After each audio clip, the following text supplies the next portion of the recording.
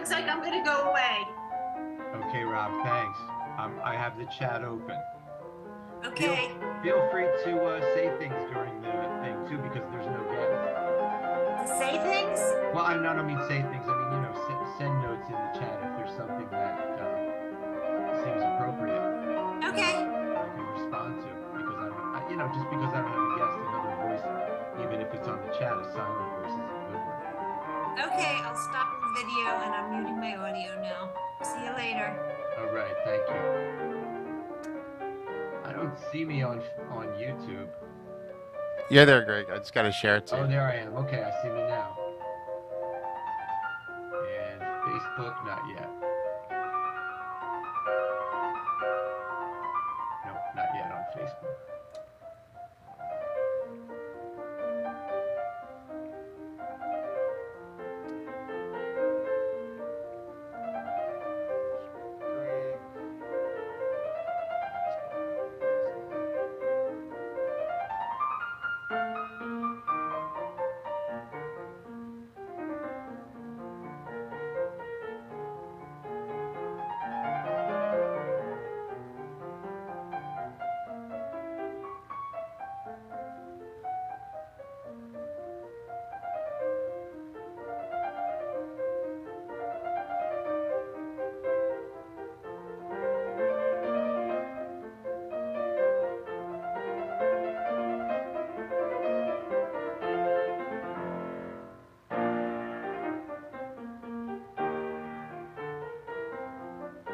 Okay, Greg. Check your Facebook.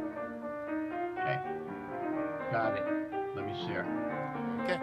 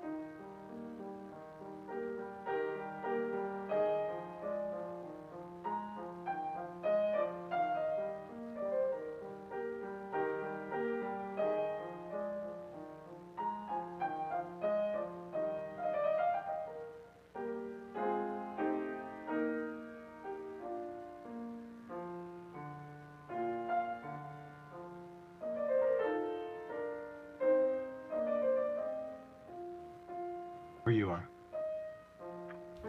Okay, ready?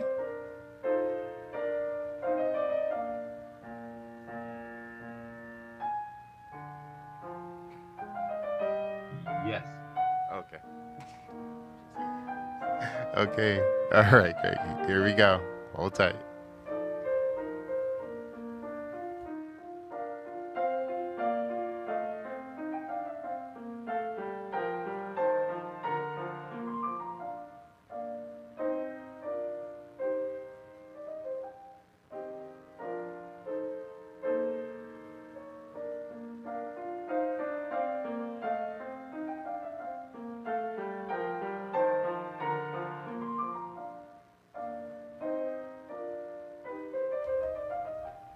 Okay, Greg, it's all yours. Thank you, Ruben. Welcome, everyone. It is 6:06 on Monday night. You're listening to the 216th installment of the Age Out Angels Radio Hour, right here on www.hamiltonradio.net, Channel 2. I'm your host, Greg Rapport. If you're new to the show, I'm the founder and executive director of Age Out Angels. We provide one-to-one mentors to vulnerable youth for the purpose of coordinating the care and services that they need to thrive. We try to help young people avoid some of the horrible pitfalls they're likely to face when they don't have a proper safety net. This program is brought to you every week at the same time, courtesy of Doc G, William Saunders, Ruben Rodriguez, and all the fine people here at Hamilton Radio who allow us to use this airtime. Ruben is on the big board tonight. Robin is producing. So good to have you both with me every week, and so good to have you listening from your computers or in your cars in New Jersey, around the country, and beyond. Now, please take a moment if you're looking at us on Facebook or YouTube and hit all the buttons for me. We need you to like and subscribe and share because this is relevant to everyone in your world. The topics that we're going to talk about tonight apply to every geographic region, including where you live. And I don't know if you've been following the news all week, but I have something to say right off the top about the stupid Chinese spy balloon. Yeah, did you notice, like, every once in a while, we get told to look at a shiny penny. And that's what happened to us this whole week. This entire week, every news over and over and over again showed us pictures of the shiny penny in the sky. And it's such a load of crap. It's mind-boggling. Meanwhile, I got 430,000 foster kids who need help. And when I say foster kids, I mean youth who just happen to be stuck in foster care. I mean real live human beings, not stupid Chinese balloons in the sky. Nobody, and it turns out they've been there before. This is not a new thing. They told you to look at the shiny penny, and they keep doing that. They keep pointing us towards the boogeyman. It's not just the shiny penny. Who's behind the shiny penny? The Chinese are behind the shiny penny. That's the boogeyman. Now we all have to band together because the only way we can defeat the boogeyman is if we're and that's how crazy, stupid things happen and movements happen that have no purpose and no point because we're given the enemy. So what was I talking about? Well, it's just that what you're hearing right now is not what you're hearing on the news. The news, you're hearing the shiny penny. Okay. And oh my God, should the Secretary of State cancel his trip to China, or should he have stayed home? I believe he stayed home. I think he canceled it. But that's the whole thing. Oh, that's the news. The Secretary of State's travel plans. That's the news. This is the news. This is the news right here. What you're going to hear tonight is not going to be in the nightly news. This is the only place you can find it. No guests. This is the first show of Black History Month. Just a lot of things that could be improved through a little bit of better understanding. Submitted for your approval, of course. Now, among our topics tonight, oh, it just irks me. School lunch debt statistics. Did you hear what I just said? School lunch debt statistics. There are first graders who owe money to their elementary schools, man. School starts putting you in debt from a very young age now. And hey, we have a quiz that you might get some enlightenment from. It's a little bit less severe than the adverse childhood experiences questionnaire. So this is called the Do You Know scale, and it provides a window into chances for future success. Okay. And in a way that maybe you didn't look at before. So stick around for that, okay? And we're gonna get deep into race issues tonight. How minority groups are, just basically pitted against each other. Groups of the population that are 10%, 15%, 12%, 17% of the population, they just get sort of staged against each other in a way. To always make sure, progress is exceedingly slow. Progress is made. You're going to see that tonight. Even when we talk about racism, you're going to see that progress has been made. Okay, that's not the point. The point is that it just doesn't get made fast enough, and it's being held back for some pretty strange reasons that we'll get into. And we're going to talk about how race is actually a meaningless construct. It actually serves no purpose. There's no scientific reason for it to exist. There's no black gene. There's no white gene. The only thing that they found was a certain sort of concentration of different attributes that were regionally based.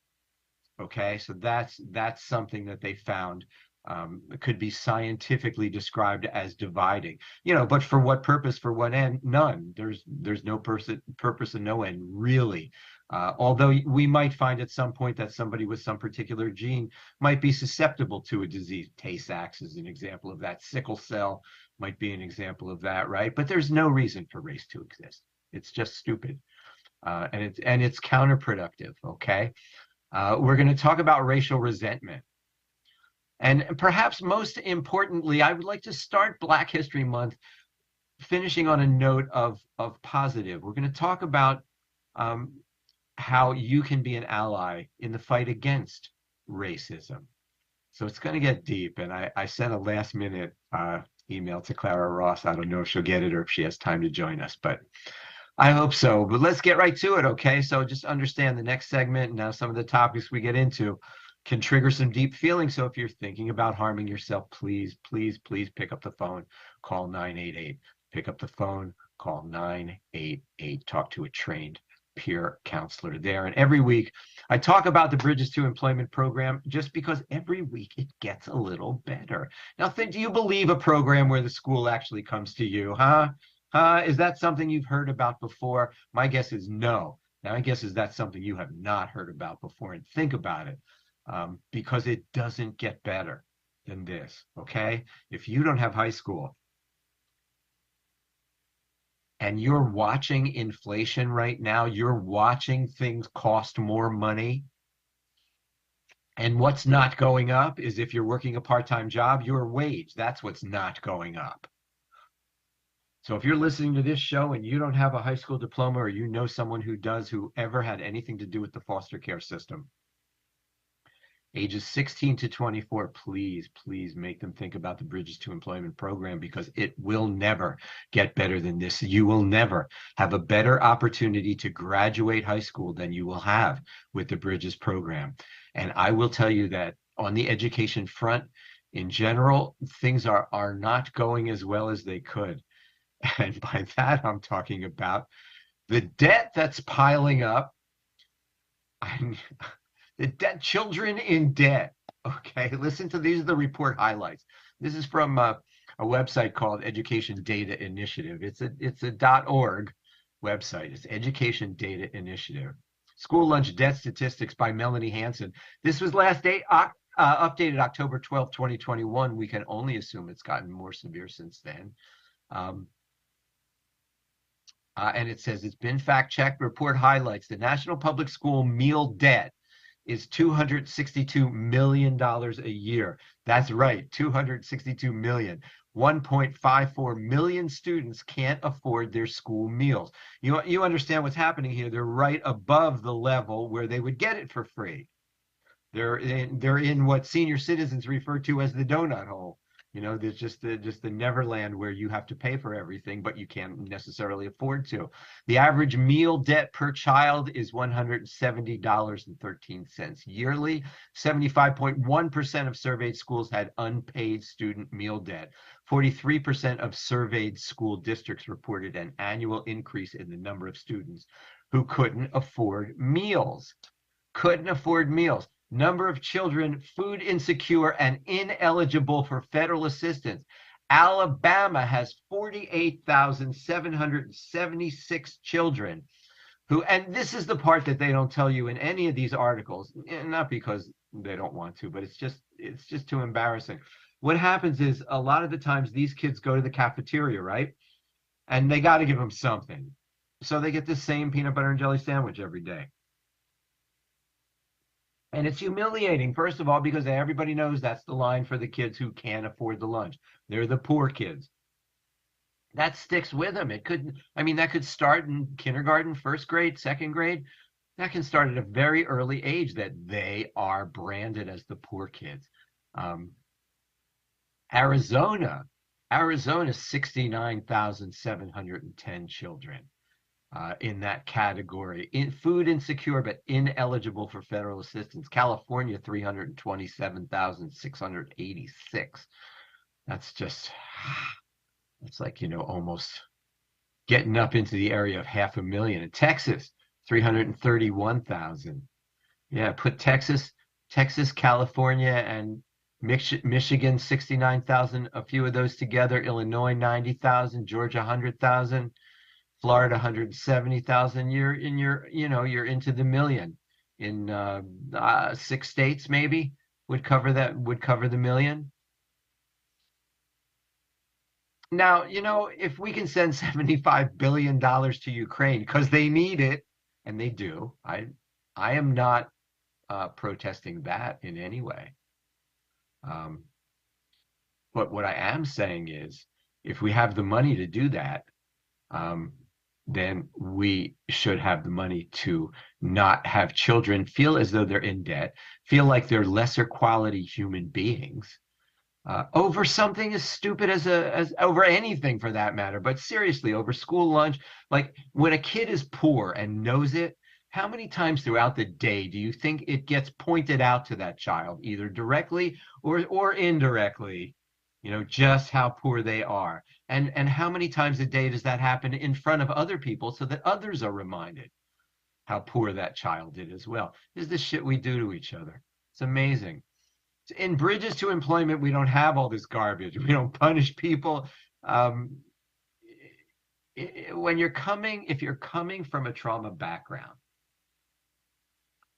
and we're talking directly to youth who are in or who have aged out or who wherever in foster care. If you're coming from a trauma background, it can take 7 or more tries, just attempts. It's like like kicking an addiction, but in this case, we're talking about getting into the groove of um, being able to go to school, allowing yourself to learn. That's for real. That really is for real. But we help you go through it. We help you go through all the way.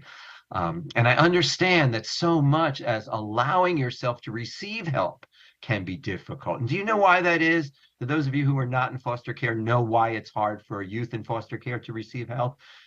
It's because they are told over and over and over again from the moment they enter foster care that they are on their own. Everything that they do is up to them. Everything that determines their life is up to them. It's up to them. No one's going to help you. You have to learn to do things for yourself. That gets drilled into them. And you know what? In many, many ways, that's right.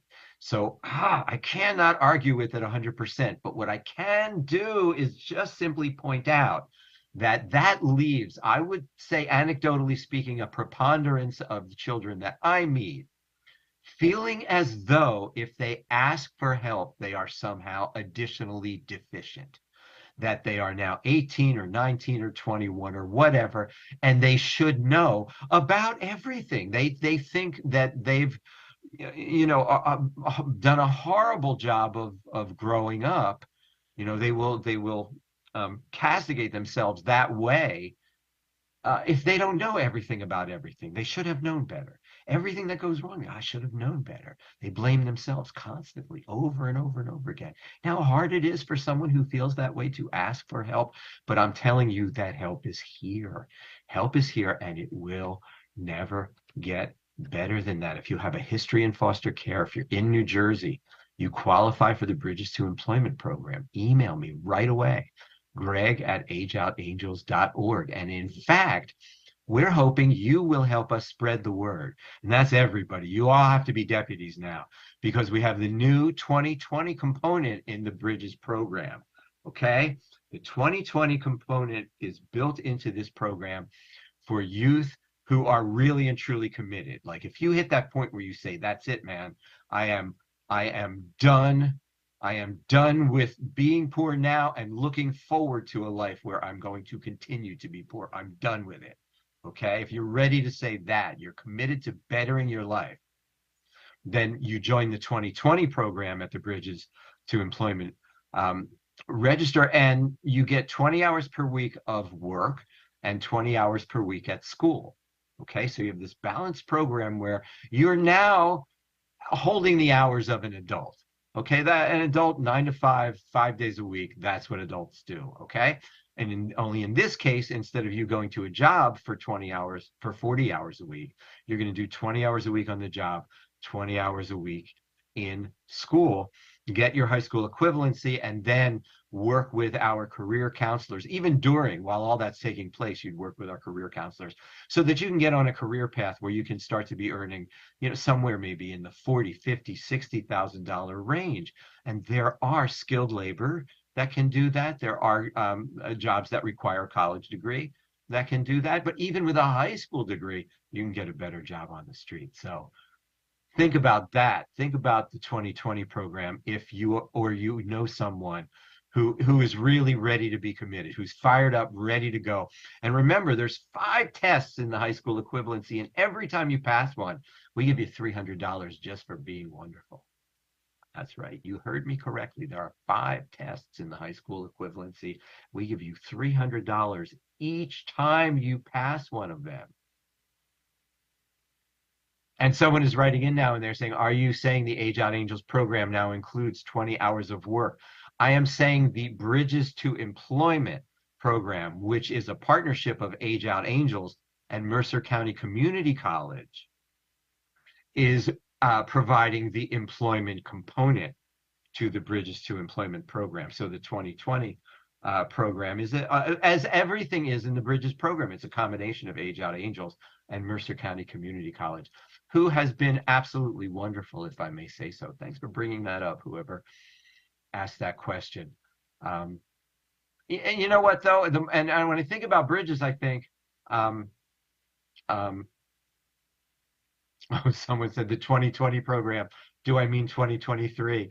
Yes, when I say 2020, I'm referring to perfect vision. And in this case, it means 20 hours work and 20 hours school. But I can see where the confusion could be made, especially on the radio, because I do mean in the year 2023, which is now. And what I was going to say is, you know what? If you're young and you can drag yourself through regular high school, I still think that's a better bet. I really do. I think regular high school is the best place for you if you're under 18. When you start to get over 18, if you become the 19-year-old sophomore, then things start to just look inappropriate. But the fact is, I mean, some people just can't go to school. I've seen it over and over. There's lots of reasons. But none of the reasons changes the fact that we're wasting good talent, and in many cases subsidizing people throughout their, through low income subsidies for their whole lives. And so, where's the part where we just realize that the current structure leaves 5 million students behind? That's a system that perpetuates a subculture that can almost never arise, into any form of prosperity. And a lot of that, I will tell you right now, and I say this without fear of contradiction, a lot of what you just heard me say about people who can't seem to finish high school has its roots in racial bias. And specifically, I want to talk about racial segregation for a minute, because boy, that was a great way of making sure everyone understood who was in charge, who was the subculture was going to be, who's the main culture, who's the subculture.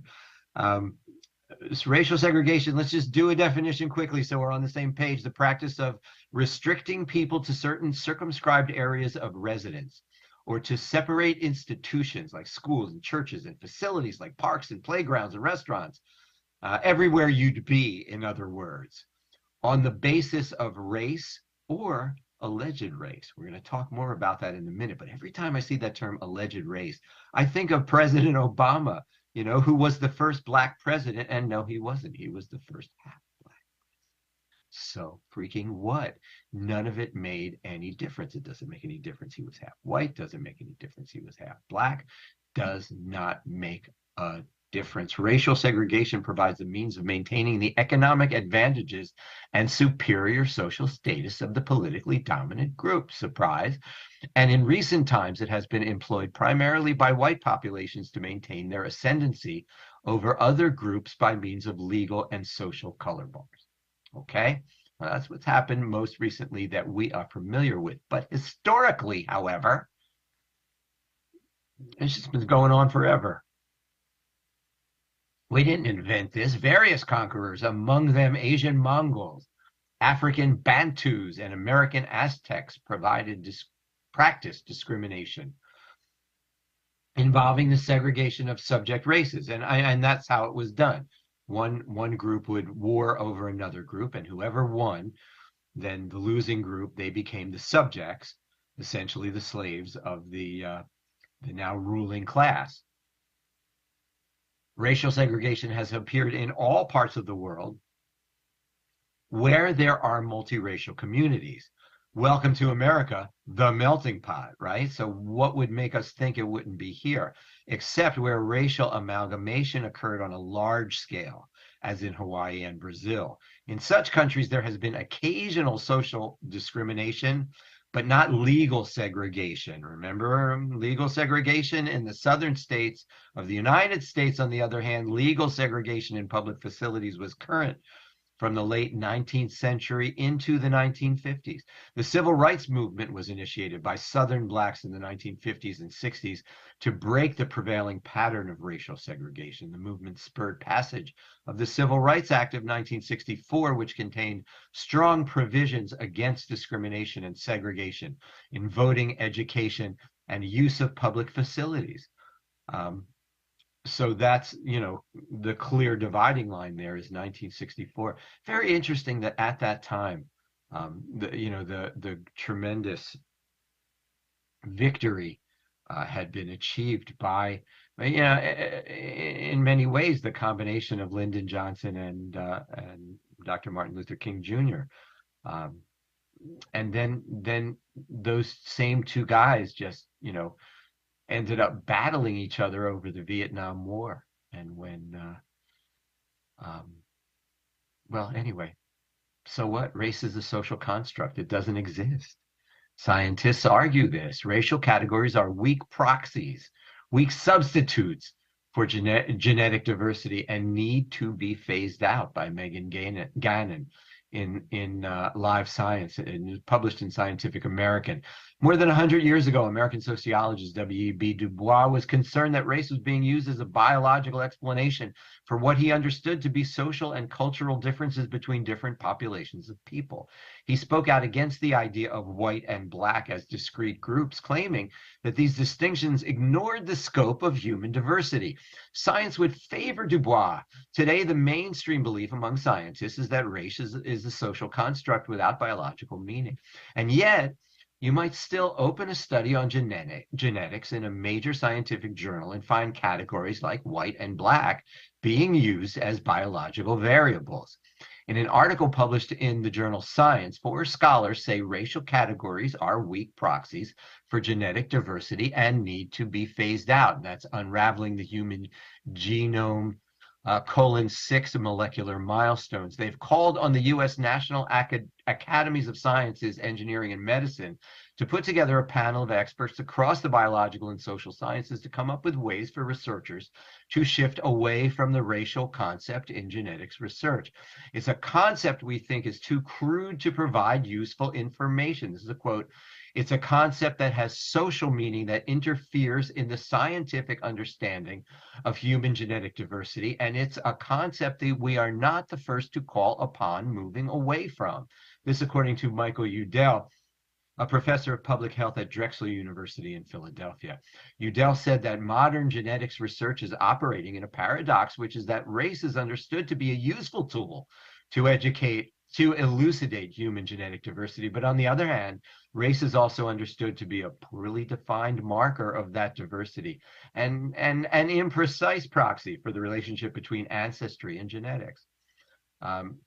There's a biologist named Svante Pabo who worked on the Neanderthal genome, but was not involved with the new paper.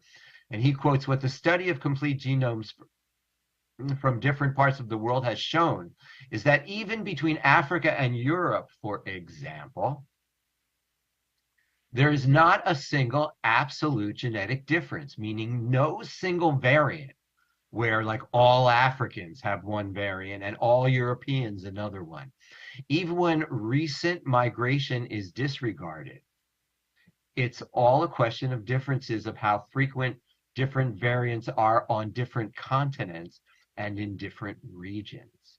It does not define people. It defines geography.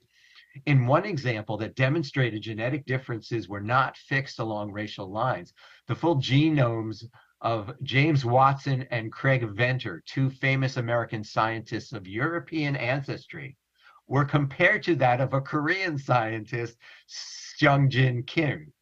It turned out that Watson, who ironically became ostracized in the scientific community after making racist remarks, Watson and Venter shared fewer variations in their genetic sequences with each other than they shared with Kim. They both shared a greater number of variations with a Korean scientist. So, you know, optically speaking, who would have believed it? But are you going to fight science? The authors of the article in Science noted that racial assumptions could also be particularly dangerous in a medical setting. This just goes from bad to worse, right?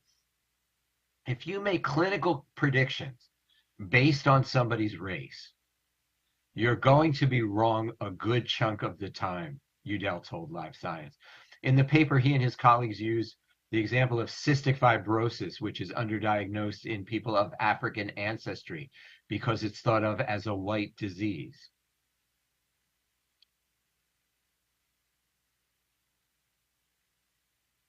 But instead of moving away from racial classification, the group in power seeks to rationalize it.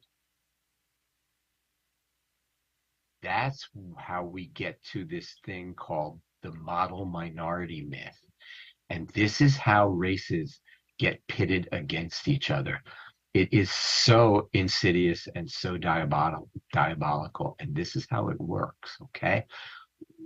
From the 10,000-foot view, the perception of universal success among Asian Americans is being wielded to downplay racism's role in the persistent struggles of other minority groups, especially Black Americans. The perception of universal success among Asians. In other words, there is a perception that all Asian Americans are doing well, living the American dream.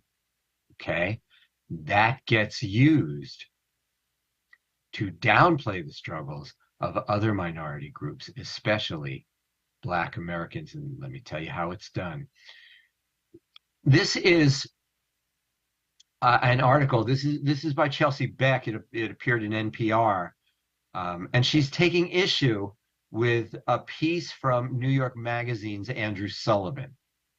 Okay? And that piece that she's taking issue with ended with what she refers to as an old, well-worn trope. It goes like this. Asian Americans, with their solid two-parent family structures, are a shining example of how to overcome discrimination. And he goes on to say, today, Asian Americans are among the most prosperous, well-educated, and successful ethnic groups in America. What gives?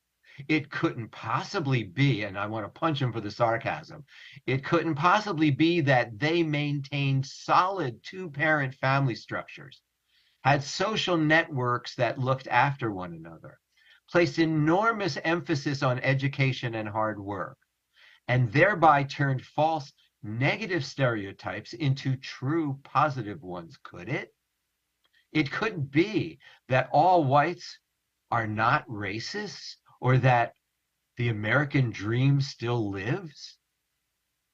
Sullivan's piece, rife with generalizations about a group as vastly diverse as Asian Americans, rightfully caused a lot of concern. Not only inaccurate, his piece spreads the idea that Asian Americans as a group are monolithic, even though parsing data by ethnicity reveals a host of disparities. For example, Bhutanese Americans have far higher rates of poverty than other Asian populations like Japanese Americans.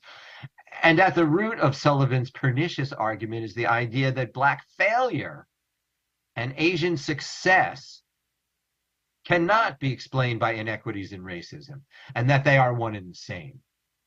That Asian success and Black failure are one and the same. This allows a segment of white America to avoid any responsibility for addressing racism or the damage it continues to afflict. Did not the Supreme Court decide that racism is over? Sullivan's comments showcase a classic and tenacious conservative strategy. This is according to Janelle Wong, the director of Asian American Studies at the University of Maryland, College Park. This strategy, she said, involves one, ignoring the role that selective recruitment of highly educated Asian immigrants has played in the Asian American success, followed by two, making a flawed comparison between Asian Americans and other groups, particularly Black Americans, to argue that racism, including more than 2 centuries of Black enslavement, can be simply overcome by hard work and strong family values. You know, when I read the part about in Sullivan's article when he was talking about a network of support, right? And that one of the components was a network of support. Yeah, I would argue that probably 75-80% of the people I know who would be considered low income belong to churches. You know, our members in churches, they have community. You know, they don't have opportunity. You know, they don't have opportunity. They don't have money. Their men are taken away from them. And we'll get into that more later. According to Ellen D. Wu, an Asian American Studies professor at Indiana University and the author of The Color of Success, much of Wu's work focuses on dispelling the model minority myth. And she's been tasked repeatedly with publicly refuting arguments like Sullivan's, which she said are incessant. Happens to her all the time. The thing about the Sullivan piece, she says, is that it's such an old-fashioned rendering. It's very retro in the kinds of points that he made. It's easy for people to wrap their arms around. Since the end of World War II, many white people have used Asian Americans and their perceived collective success as a racial wedge. The effect minimizing the role racism plays in the persistent struggles of other racial ethnic minority groups, especially Black Americans. If you just joined us, we're talking about race and racism, and really we're talking about why race shouldn't exist at all. It's a counterproductive way to categorize. I'd like to say hi to Paul Sansone Jr. and his auto mall on Route 66 in Neptune, New Jersey, and Sansone Jr.'s Windsor Nissan 590 US 130 in East Windsor, New Jersey. Paul's one of the good guys, okay? So if you need a new car and you're anywhere near Neptune, New Jersey or East Windsor, look up Paul Sansone Jr., his auto mall, and tell him that you heard about it right here on the Age Out Angels radio hour. Talking about race, let's talk about racial resentment, what racial resentment is, and what it isn't. This is a continuation of an article that we started with a little bit last week, and I find it very, very fascinating. Racial resentment. You know, I think I never looked at this issue that revolves around the world, race, in so many different angles. So, you know, if someone out there has something to say, either, you know, into the positive or the negative, or to the contrary, or something enlightening to add, I would think is more, you know, what I'm hoping for, man. Hit me up on Facebook. Don't be afraid to do that. You know, a lot of this is new knowledge for a lot of us. All right? So be kind. And rewind. The racial resentment is and what it isn't. Centuries of slavery, Jim Crow laws, and other structural racism have imposed far-reaching costs on Black individuals and communities. What sets the current era apart is wide acceptance among Americans that racism is wrong and harmful. So Americans seem to get that. But where blunt racial prejudice has faded, racial resentment is potent. And widely misunderstood. Prejudice and resentment are not synonymous. This is from the book by Wilson and Davis that we started last week. Wilson and Davis argue, and they are pointedly critical of the U.S. political science community for treating them as such. Do you notice how each step along the way, the people, whether they're research scientists or political scientists or psychiatrists or whatever they are, you know, what they find is that the other pursuits that measure things can't seem to break the mold of measuring things in this manner. The concepts that racial resentment employed by researchers in the last 30 years don't explain today's prevalent on the ground racial resentment, whether among white or black people. Wilson offers a more contemporary view. He says white racial resentment is reflected in the belief that race is an unworthy and disagreeable basis for determining merit.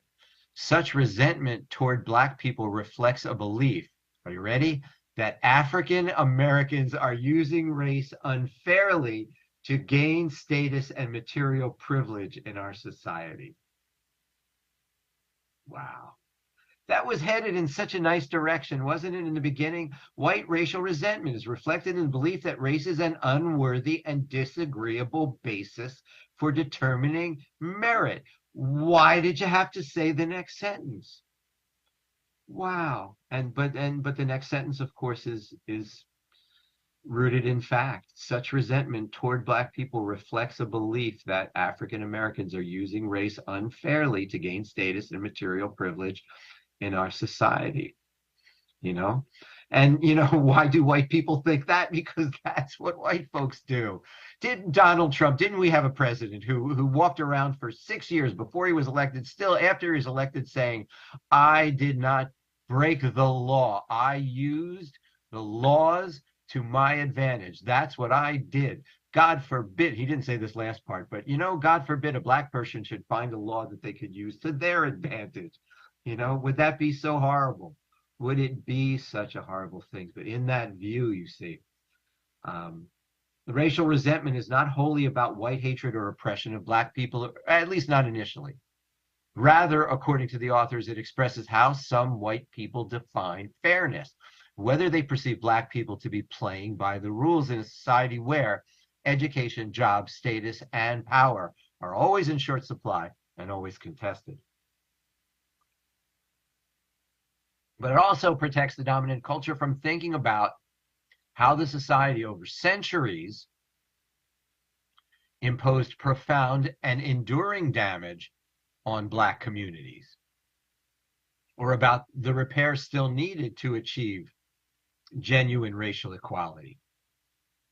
3 factors that drive racial resentment. Wilson and Davis describe a racial resentment as a deep psychological dynamic that can be cultivated and exploited by political leaders and communications experts. The system is characterized by 3 key forces. One is deservingness. It is a simple, enduring, and erroneous American story. If you study hard, work hard, and live according to the values of the system, you will get ahead. And if life is difficult, you have to be resilient.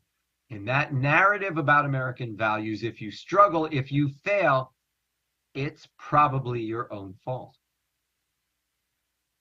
Now, most white people oppose racism, Wilson said, but many of those same people are likely to mistrust or oppose robust programs to achieve more diversity in university admissions or workplace hiring, or to dramatically reform police practices, because they are perceived to come at the expense of white people and a way of life that doesn't need to change. You just described the Civil War, didn't you? They resent having to change in order to address a problem that they believe they did not create.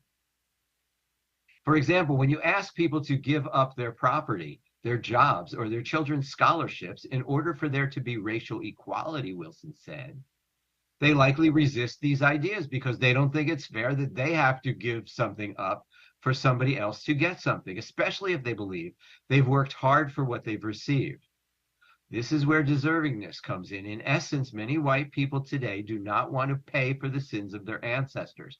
To have to do so is unfair in their minds. There is a low motivation to change and a high motivation to blame others for having to deal with the problem. Well, you know, I will tell you that, you know, to add to that, it's not always our ancestors, because I mean, my ancestors had nothing to do with slavery. My ancestors were getting their asses kicked in Europe.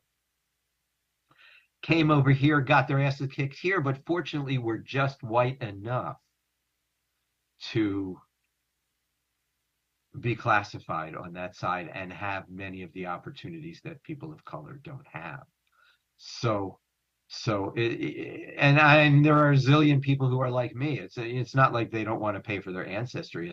It's like they don't want to pay for, something they absolutely for sure had nothing to do with, right? Because what were our ancestors were getting tortured in other places. Anyway, the situation is real and it's now, and we have people of color in America who are feeling that way, and we need to pull together and help them. And why is that so hard? Why is it so hard to take a population of people who we first stepped on and then lift them up? Isn't that basically what we did in Japan? Seriously, isn't that what we did? We dropped 2 freaking atomic bombs on them, okay? Totally different than slavery, I know, but you know what?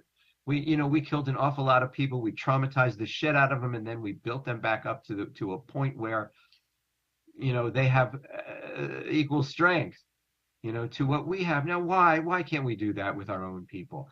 Well, blame shifting. Let's see if that's one of the reasons. Imagine politically moderate white people who oppose racism but hold traditional values about self-reliance and fairness. When policies propose increased funding for schools in predominantly Black communities, or perhaps magnet school admissions using race, Wilson said, they will give less weight to how the policy advances equality and more weight to their values. They understand racial inequality exists, but they do not believe that race should be a criteria for merit. To keep guilt at bay, they'll redefine the cause of the problem in order to not appear racist. Wilson imagining reasoning like, if we do give them scholarships and all they do is burn down their buildings when something bad happens or blame the police for their problems, then I don't want to do that anymore. The person thinks if I'm silent, they even blame me for being silent. I can't win. They find a way to be the victim in the discussion. According to Wilson's research, something crucial happens in that psychological alchemy. In the racially resentful person's eyes, Black people fail the test of deservingness. That person's traditional values narrative is preserved, not by disliking Black people, but by the belief that adhering to the traditional values is more important than sacrificing for racial justice. Said Wilson, it becomes easier to say I'm not a racist, but I do not believe I should have to pay for others to succeed when they are not trying hard enough. It may be true that they are not racist, but that doesn't mean that they are helping with the problem. In fact, they may even reason that there is no problem. The discomfort of internally conflicting values is resolved through blaming the victim. Number 3, manipulation by political leaders. And here's where we get to the heart of the matter. Political leaders and persuasion experts engage this resentment and stoke it for advantage. On election day, for some conservatives, the Republicans, and perhaps Democrats, when they run against African American candidates, it's the art of what they call dog whistle politics, subtle appeals to racial resentment that never actually mention race. They have the strategy down pat, Wilson said. They understand that deservingness is the primary consideration for many voters and create themes that cast doubt on the intentions of candidates. The quote is, any messaging that signals that someone is somehow skirting the rules will instantly get people's ears perked, he continued. Any message that says they're not just skirting the rules, but they're being rewarded for skirting the rules will get people's ears perked up even more. And there's messaging that says they've been doing this for years. And look, you're playing by the rules and not getting the same thing they're getting. Politicians have learned how to get people angry about the costs of racial equality, he said, rather than about the presence of racial inequality. The ploy works because of racial resentment. Demographics are changing, the status quo, not so much. On the surface, objections to race-targeted policies by white people are not only about race or racism, they're also about fair play, but the impact is racial. They disempower critics who are seeking racial justice. They justify leaving the current system unchanged. They reinforce the status quo works for people who play by the existing rules.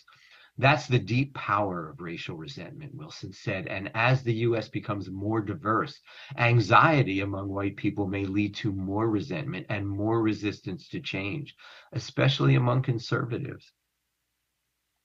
Changing demographics may make white people nervous about their future status. In Wilson's view, they're wondering, are we going to have to learn their language? Are we going to have to move so that they can live in our neighborhoods? Will our country lose influence and look weak if they are in charge? If our taxes dollars go to funding their schools, what about funding for our schools? Former President Donald Trump understood that fear and desire for order, and he openly exploited it. Make America Great Again was classic, Wilson said, because it appealed to the anxieties of change and fanned racial resentment without any explicit reference to race. Trump not only pushed that change is unnecessary, he said, but said that on a continuum of racial progress, we've gone too far. We need to not only stop, we need to go back.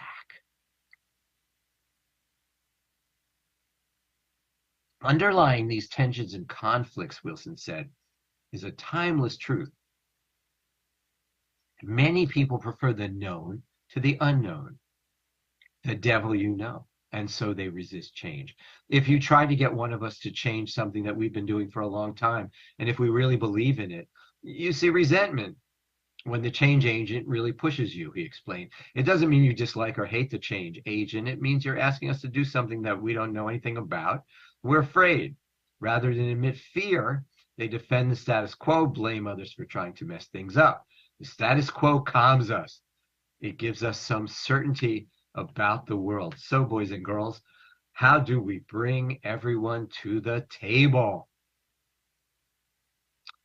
That insight holds enormous importance for advocates in many areas, not just for those seeking racial justice, but for those campaigning to control climate change or reduce local water consumption.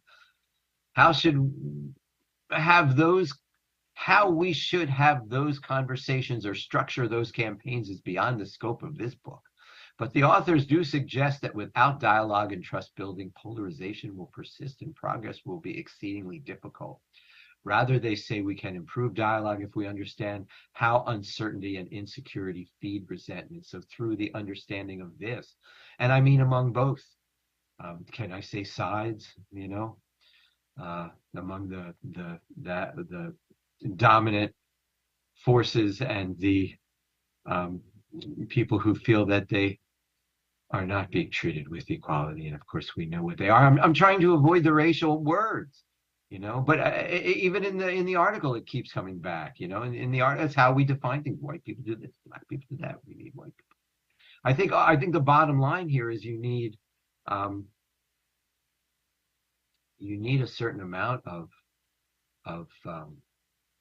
buy-in from other races in order to make this change happen, and so we need to have a clearer picture of of where we are, of where we stand and the way other races think, in order to open dialogues with them. And that's really what this article said to me, is when you start to understand, how they get to the conclusion they get to. Because when you're not on their side, you cannot fathom how they could come to the conclusions that they come to. They just simply don't make any sense. I mean, certainly not for a right-thinking person, right? And guess what? They're thinking the same thing about you. Hey, let's take a quiz together, okay? Lighten the mood a little bit, the do you know scale. Okay, so these are just yeses and nos, 20 questions. You don't need to write it down. You could keep scoring your fingers. But a higher number means you have a better chance to have success, to be, what we consider to be well-adjusted into this world. Do you know how your parents met? Yes or no? Do you know where your mother grew up? Yes or no? Do you know where your father grew up? Yes or no? Do you know where some of your grandparents grew up? Yes or no? Some of your grandparents. Do you know where some of your grandparents met? Yes or no? Do you know where your parents were married? Yes or no?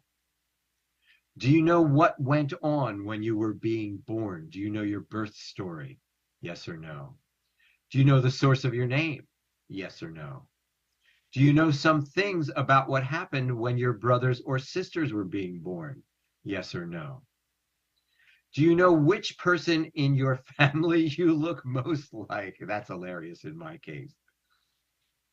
So far there's 10. I've got 9 yeses. Number 11. Do you know which person in the family you act most like? Yes.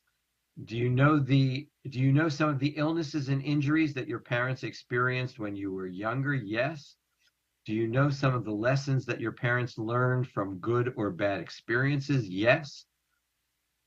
Do you know some things that happened to your mom or dad when they were in school? Yes. Do you know the national background of your family, like your nationality? And yes, were you Scottish, Australian? What part of, if you're from Africa, what part, Do you know some of the jobs that your parents had when they were young? Yes. Do you know some awards that your parents received when they were young? I don't think I do. Do you know the names of the schools that your mom went to? Not all of them, but some of them. Do you know the names of the schools your dad went to? No, not really. Do you know about a relative whose face froze in a grumpy position because he or she did not smile enough?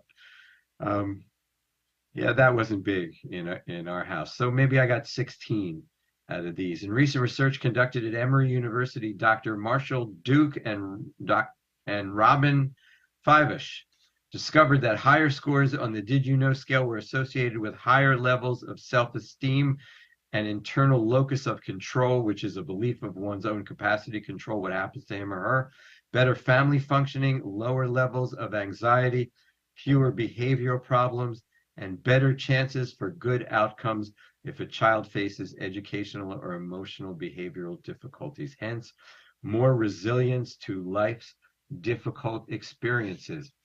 And a lower number kind of means the opposite of that. 4 ways to be an ally in the fight against racism. This is how you do it, people, and this is what we're going to close on tonight, okay? 4 ways to be an ally. 1, understand that systemic racism goes beyond police brutality. An early example of police brutality against unarmed African Americans in modern times was the 1991 beating of Rodney King in Los Angeles. Grainy video of this assault was replayed for days on the national news. Nearly 30 years later, the killing of George Floyd was shared across television news in the same way. The digital age has played a pivotal role in capturing unjust aggression by police and amplified the message for millions through sharing, retweeting, and trending hashtags. The death of George Floyd magnified the conversation around systemic racism, but understanding the core of the issue goes beyond police brutality. Systemic racism exists within the banking, education industries, even within business. It's ingrained in nearly every aspect of how people move through society, and it disproportionately affects Black people. African Americans are underrepresented in leadership roles across business and industries. They have a difficult time accessing quality housing, are overrepresented in the criminal justice system. Their experience in healthcare stand in stark contrast to those of white and non-Black citizens. In the United States, unemployment has been exacerbated by the coronavirus, has hit Black Americans especially severely. Even when employed, a Black worker earns 62% of the amount of a white worker.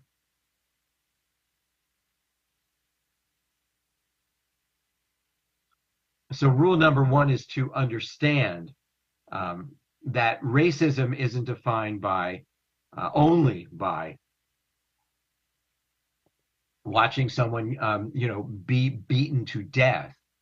Boy, we used to say get the crap kicked out of them, but now they actually beat you to death on camera.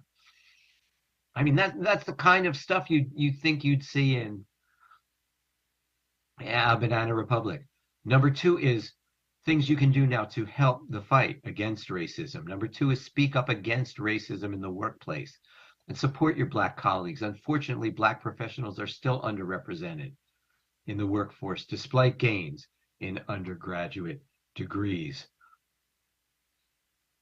The third thing you can do is target racism in education, from experiencing a disproportionate number of suspensions to amassing more student debt. Black students face more barriers than their white peers in education.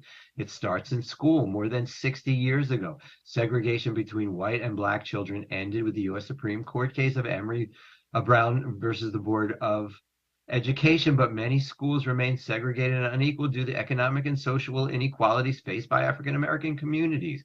I mean, come on, where's the point where we actually admit and address this? The fourth way that you can help is by, inciting a bit of movement, petitions, political engagement. Today's anti-Black racism stems from systemic racism that has gone unaddressed for decades. And it was always there, but it used to be simmering under the surface. Something about former President Trump's, the way he went about being a leader, kind of unleashed these demons, and you can see them more clearly now than you could for a while. Like when it was legislated racism, you could see the signs that said whites only, right? Then they went through a long period of time where the racism just simmered under the surface. Now Trump has sort of created the pathway for that racism to surface again, so that we can see where it is and who it's coming from and who's doing it. Okay. So unfortunately, that is all we have time for tonight, ladies and gentlemen. But I hope you enjoyed this look at racism from a point of view that maybe we hadn't thought about before. Maybe we hadn't thought necessarily about, how racial resentment kind of boils up and kind of gets you when you least expect it. It just happens and gets fomented by politicians who are just so hell bent on being reelected that they don't realize the damage that they're doing, and that ultimately the way we divide ourselves by race is really counterproductive. It does way more harm than good. So, you know what? It's time we kind of admitted that we're really not that different at all. And reaching out a hand to help someone should be a normal thing to do. You shouldn't have to be asked, but I'm asking. So thanks. That's all the time we have this week. I want to thank Ruben, and I want to thank Robin, and I want to thank Mozart, and I want us to make a date to meet right back here next week, second week of Black History Month, to make the most of it, okay? And until then, let's make this week the best week ever. Good night, everybody.